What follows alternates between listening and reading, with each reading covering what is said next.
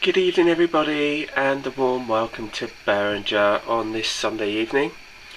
And today's theme is the Commuter Network. And a lot's been done, so there's plenty to show you. But there's also just tacked onto this some money saving tips. And this could potentially save you a lot of money. So I will show you one of them right now. Here we are at the town scene end, and I've been busy doing some scenery work, just sort of doing another layout for the hillside. And the bit I wanted to show you was the bit underneath, and it all looks a bit ready, but it's actually I'll tell you what it is. It's actually brown shoe polish, just ordinary shoe polish, but not the spongy type liquid one. This is actually the wax one. And basically I've been using that as a primary coat on the mod rock to give it the earth look. And basically you can pick this stuff up for, I don't know, maybe £1 or something like that. I think I paid for it. So you know, I did initially before was using the brown testers pots from G-Lux, which I've been buying, which cost me about £3.50. So it just goes to show you've just saved £2.50 here on this tin here. And basically I wanted to do this, but I'd run out of paint, and I thought, oh, I wonder if this would work. So basically I tried it, and I think it's come out pretty effectively actually. And like I said, it's a money saving tip, and like I said, it wasn't designed so you could see all of the dark brown underneath. It's just to give that if there are bits and pieces, like it is on, like here, quite rocky, and the ground cover doesn't quite cover everything, it's still brown underneath and got that ready earthy tinge to it without it looking fake. So that's the first money saving tip from the Queen of Lead. Now we're going to talk about the Berringer and Commuter Network, and we've now started to have a bit of a network going along, and various locos doing various things. And at the moment the fiddle yard has been evacuated, and there's a very good reason for that, and I will explain that to you as we go along. In the far corner we have the Class 37, we then have the VEP right next door to it, we have Sir Rowland Hill along here. We have our resident test run, which should have a special picture for it because it's an old Lima 73, but it is my test bed, and it usually is the first loco to basically for testing, and just goes on any rails and things like that, just to make sure everything's all up and running. So basically if it's all going to go wrong and it blows up, then unfortunately my 73 would have died for a noble cause. But so far it has survived, and it's doing a grand old job, and I love it dearly. Next to it is our SEP. I am still having ongoing issues with my SEP. I love it to pieces, but I'll have to investigate some more with it. It's very similar issues to a Graham at Lakeside, with it not making proper connections on the bogies. So it keeps cutting out from time to time, so that's one that I need to sort out. And down the end we have the DMU. Now the DMU will kind of give you a clue as to why it's down here, and to what's been going on at the other end, because basically the fiddle yard has had some alterations doing it, and I was testing whether or not the DMUs could actually live down this end as opposed to the other end. So if we just sort of rewind, and I'll show you the first bit of work we've been doing. We've been doing some static grass work and extension to the bridge. Here, let me know your thoughts on this little section which seems to be bare. I'm thinking of relocating the signal box to this location here, because I think it would have a better view overall, and then it can incorporate the branch line. So if you think that's a good idea, let me know. And basically I'm thinking of where the signal box currently is, which I'll show you in a little while. I was thinking of putting in a substation, electrical substation, for my emus. So I thought that might be a good idea. So what I've been doing is, as you can see, I've done some little work here and added a couple of, well, I've added some scenery for a start, some static grass, ballasting, and 2 sort of bridges. They're yet to be detailed in terms of, I'd like to put some more bushes in, I'd like to put some more signs, speed signs, things like that, just to sort of give it a bit of extra level of detail. As you can see, this is kind of married up quite well with the road bridge behind it. It's just the same style, just carved, painted black and edged with matchsticks. So that's what that bit is there for. The road over here I haven't actually tackled as yet, but here I've done some more work creating this bit, and obviously the little tunnel through there, which obviously isn't completed. This bridge here was basically created for a way out from the vehicles coming along the village, or leading to the village I should say. And here I've just rebuilt the scene here and opened it out a bit more, and as you go along here all of this stuff needs to be done. The roadway will be down there, and I was thinking of putting the substation here, and then obviously then the British Rail vehicles will have a reason for sort of coming through the through underground bridge, so they can go to the electrical substation and do any maintenance on it or anything like that. And I thought, because this bit is quite a big area, that it would fit nicely, because I was actually originally going to put it here, but I thought it might be a bit too tight, and I thought that the signal box would probably go better here, and also it would be able to serve the branch line also. So as we move up the branch line, which is where the bulk of the work has been done, we go through up to the viaduct, and then as you come out I have mod rocked this area here. And those of you who've been watching my channel now for some time will know that this area, the bay window side, has been the bane of my layout in terms of what to do with it. It was a fiddle yard, and still is, but it's now disguised, and basically what I've been doing is I've been extending the Berringer Commuter Network to now include, to make a feature of my sidings, I decided to add another station to it. It hasn't, like you say, you can see it's not finished, but it's called Moorwood. And I thought, well, instead of just having all these lines sitting here with trains set on it, I might as well make a bit of a feature of it. And I've taken the board off the top of it, and that's purely because the problem that I was having is if there's any issues underneath, I just couldn't get to the ones underneath properly. So I've decided to try and minimise the hassle by doing it this way. Now the track work needs to be cleaned up. It has been ballasted only recently, so all that needs to be cleaned up. Basically the coach is just there as a bit of a test bed, test rig. I have had, it's basically a short platform, 1B. One is on the far side, and then it's 1B, and then it's platform 2, and platform 1B is for all the Diddy commuter, Diddy DMUs, the 2-car DMUs, and that will just run a short shuttle to Berringer itself. So all it would do is run from Moorwood to Berringer, and that was it. Whereas platform 1 and platform 2 will run out towards the other end, towards the Sea-Link project end, which has to be done soon. But the reason was that I was for doing this area because I wanted to really just, rather than start on another project or another area and have all these areas unfinished, I really wanted to try and crack on with this until I was happy with it.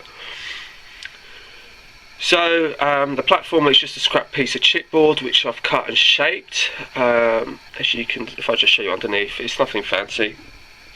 It's just cut and shaped. But then it will all be disguised and hidden with card, which I tend to go through a hell of a lot of card at the moment. I then, as you can see, I've also made the retaining wall, also made out of card, and basically it's made in the same style as the retaining wall at Berringer Station. So all it is just a plain simple piece of card like that, and then obviously I've cut out the arches, and then after obviously I can either put brick paper, or I could do what I did over there, which was to use the plastic card and then use I think it's the ratio arches or whatnot. As we move along, the far platform 1 terminates, and so does platform 2, but the point of platform 2 is it gives that impression that actually it doesn't actually terminate, it just carries on. So that's the whole point of that one, it's kind of to disguise that. I've also scratch built this footbridge completely. It's a very easy job, just a bit time consuming, but it is a very easy job to do, to make your own footbridge. And as is at Berringer, I've added the bookstore. There's also a door at the back, so you can actually, so the proprietor can actually get into the bookstore. And basically, it's completely scratch built, and it's very solid. And to be honest with you, it saves a huge amount of money in terms of buying Blackman footbridges, Hornby footbridge, and even to a lesser degree the Metcalfe stuff. And it's your own sort of customised one. The point being is that I was going to build a low relief sort of station back here, and then so the passengers would walk up from the platform, go across into the station and out it towards the other side to get to the taxis, buses and all sorts. Then we've got the 2 lines that run through, and that will run towards the seam section. Now if I just sort of rewind you back a bit and go back onto the branch line, you can see that if I just take you here, it's just been linked up with some mod rock, so that links it up so it brings it up to the height of the branch line. What I've also done here is I've also used the card to tidy up the fascia, the outside bit, whereas you could just see the elevation of the Woodland Scenics incline set. It's now just a black board, but it's just to tidy it up and to link it all up, and that goes across to here, and that then tidies that up there, so it all just looks uniform.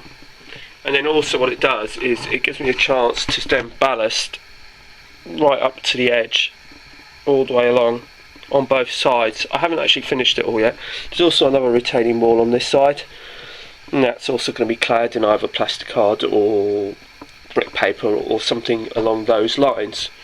And then we're going to come over here, and again there's this tunnel here, which is also, like I said, it is supposed to be the fiddle yard here, but it can give that illusion that it goes off somewhere because it goes through this tunnel, and it doesn't necessarily just go off to seam and a TMD, but it can go off anywhere else.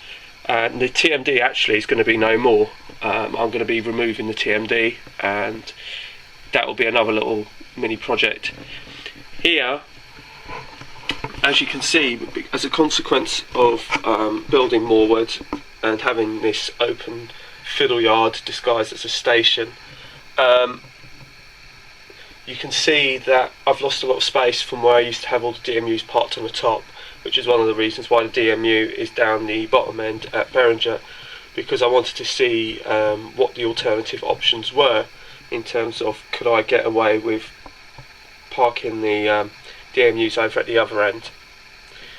And then also finally we come to this little diddy section, and what's going to happen here is I'm going to just move this bit here so you can see it, is it's going to be a cunning little plan.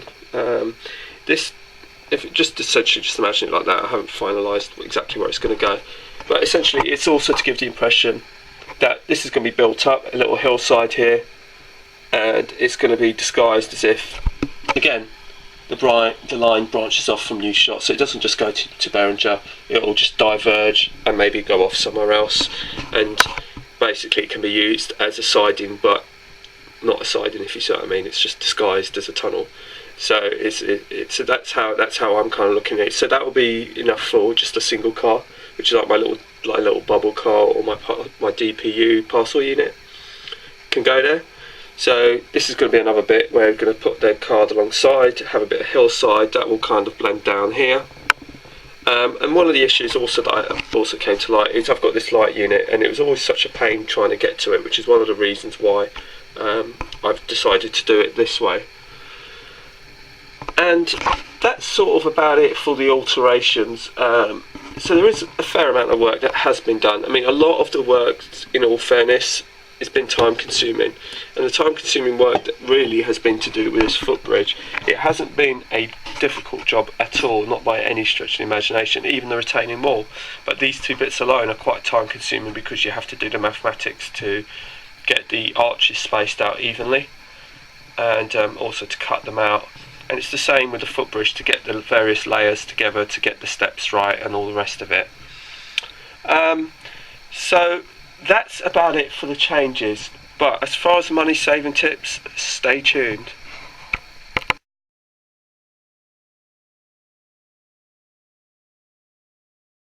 Okay, right, here is the Queen of Lean with some couple of useful products for you.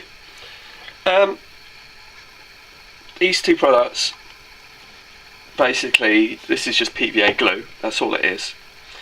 And this here is, as you can see, it's a spray adhesive, but it works on card, paper, fabric, carpet and all the rest of it. And the thing is about these two products is, let me take you for example, this product on the right here is just PVA glue. Now we can all go to B&Q or Homebase or Wix's or whatever, or Wilko's, and a standard bottle of this, which is a 1 litre, this one's actually 500 millilitres, but a litre bottle will cost you about anything between about £5 and £6, I think, at the moment, depending on where you go. Rocket card glue will cost you, I believe, about, I think it's again about another £4 or £5 or something like that for rocket card glue. These two products are £1 each, and you need 2 bottles of these to make up a litre, which means basically you're paying £2. But you're paying £2, but you're saving yourself £3, £3.50 a go. And basically it's a no-brainer in terms of the amount of, if you go through tons of this stuff like I do, it will save you a fortune. And both of these products are available from Poundland. It just so happens that we have one in Basingstoke, where I do a lot of my work. I have a lot of my breaks there, so I have a chance to sort of have a little mooch around and a little look round and see. And it works just as well. It glues and it sets really hard, just like regular PVA glue. This stuff is particularly useful for inclines, which is stuff like what I showed you earlier. Stuff like this.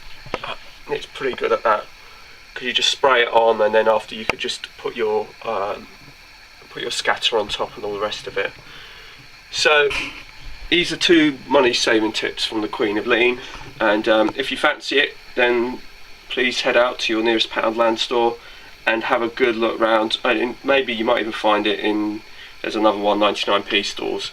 These sorts of stores often you can get these things used for modelling, and it was, like I said, it's better than going to B&Q or Homebase or whatever, or Wilko's, because I know that they cost about £5 a go. And if you can get 2 of these, which for £2, which is basically equal to the 1 litre that you get for about £5, then basically you're saving yourself a huge amount of money. So I hope some of this information has been useful for you. I hope you like the updates. Please feel free to comment and subscribe and like, and I shall speak to you all soon, and thank you for watching another edition of Berringer. So bye for now.